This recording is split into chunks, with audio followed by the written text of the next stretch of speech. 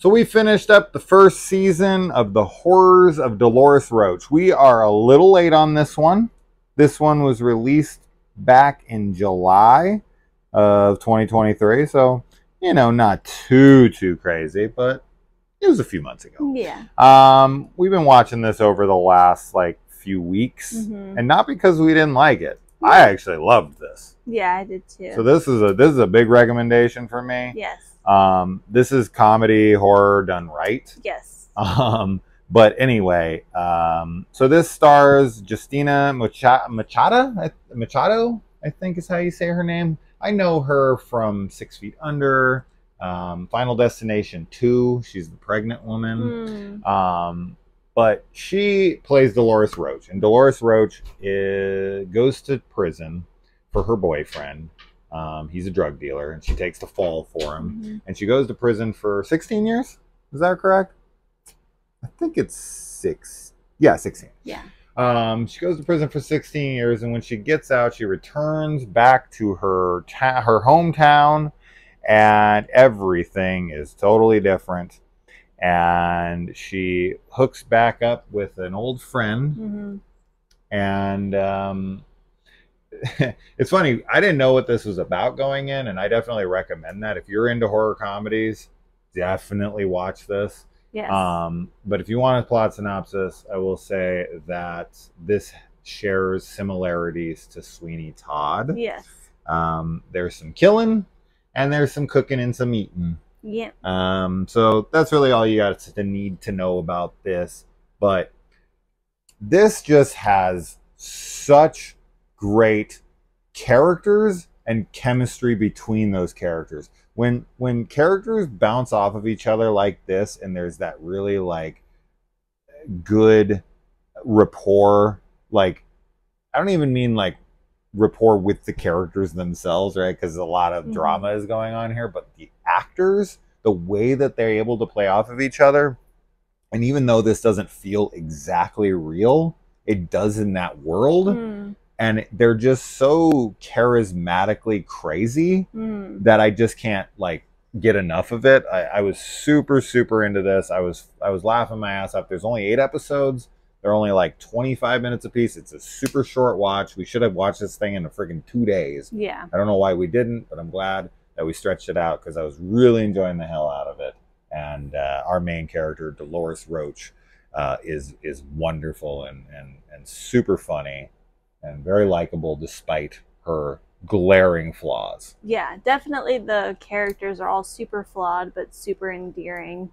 And you are like rooting for them. Yeah. Despite the fact that they're like bad people Yeah. ultimately.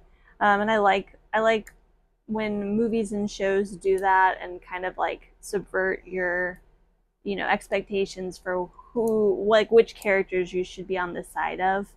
So I think that this show does a great job at that. And then, yeah, they just have really great chemistry amongst everybody. And I've really felt for Dolores, and I think that's probably like the highlight of the show. There's also a lot of like very, very graphic stuff for a couple episodes and throughout the show, like peppered in. Yeah. That like I was not expecting, No, but is I really, wasn't either. really effective. Yes.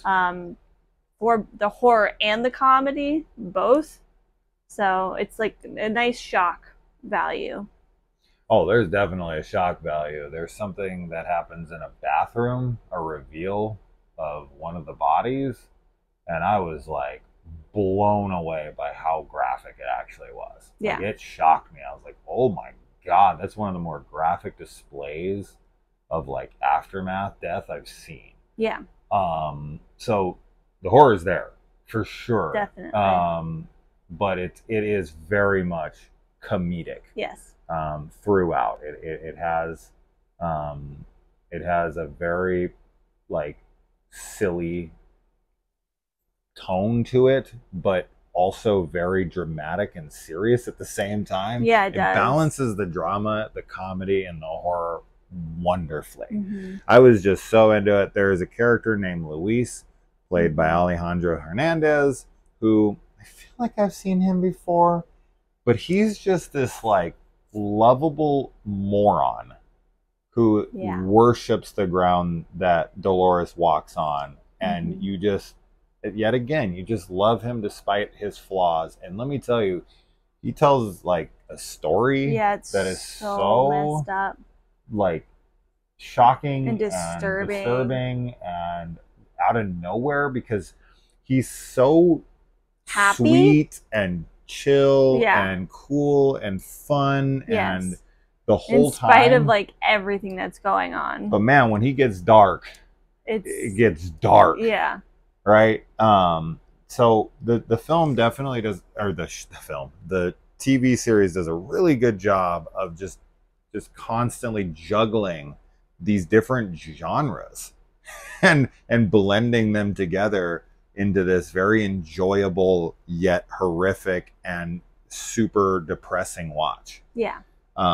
So it goes on a roller coaster. It goes on a roller coaster of emotions, because you're laughing, then you're like, what the fuck? And then you're like, oh my God, what is Mhm. So you're all over the place with this one. This is definitely going to be a sleeper. One that people look over, because if it wasn't for my friend Lori and maybe one or two other people, I'm not hearing anyone talking about this. Nobody. Which is a super shame, because if this doesn't get a second season, oh yeah, that would be a crime. Yeah, I agree. So, Jesus, please watch it. Please watch it. Just put it on, even if you're not liking it. Just let it play through the 8 episodes. Just do it for us as a favor, so this freaking thing can get a second season, because it absolutely needs one. Man, I was so into this. I was so into this. Me too. And we just started Shining Veil, because the second season comes out next month. And first episode, so far so good. Really enjoying that one so far as well.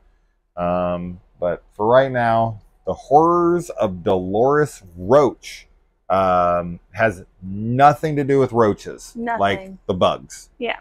That's just her. That's just her name. That's her name. You'll know why when you watch it.